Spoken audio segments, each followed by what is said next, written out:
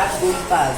তো আমরা কি করছি এখানে একটা দশমিক হিসাবে 1 ধরছি আর পাশে যতগুলো সংখ্যা আছে ততগুলো শূন্য বসাতে হবে। আর দশমিকের পাশে একটি সংখ্যা, তো একটি শূন্য বসিয়েছি আর দশমিকের পাশে আছে 8, তো 8 উপরে, তো হয়ে গেছে 10/8 গুণ 5।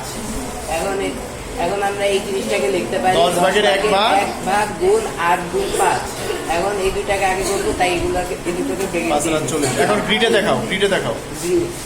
তো এখানে এক মানে একটা ঘর, 2 ঘর মানে 2, 3 ঘর মানে 3, এরকম সবগুলো আছে। আর 10টা নেওয়া হয়েছে। 10টা নেওয়া হয়েছে। 0.1 থেকে 0.1 থেকে 0.1.2 পর্যন্ত নেওয়া হয়েছে। তো এখানে যেহেতু 8 গুণ 5, তো আমরা কি করছি এখানে 0.8 গুণ 5, এখান থেকে এত আর এখান থেকে এত। এখানে 0.9 নিছো তো ভুল হয়ে গেল না, 0.8 হবে, ঠিক আছে।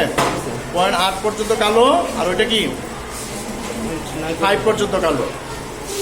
গ্রিড 5 আর 40টা, ঠিক আছে। নিচেরটা বলো।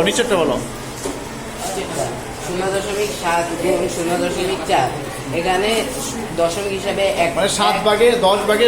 এটা হয়ে গেছে একবারে বলো 7। আর ওটা 0.4কে ভগ্নাংশে নিলে আসে 10/4। এখন এই দুটো জিনিসকে আমরা লিখতে পারি 10/1 ভাগ 10/1 ভাগ গুণ 7 গুণ 4। এই দুটাকে আমরা তাই ব্রেকেট দিচ্ছি।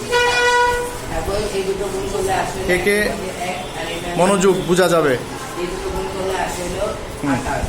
এখন এটা বৃদ্ধি হিসাবে করলে এখানে কত 0.4 থেকে 4 গুণ নিচে হলো এখানে 0.7 পর্যন্ত নিচে। এখন যদি আমরা এখানে সবগুলো ধরি তাহলে আমাদের 28 আসে।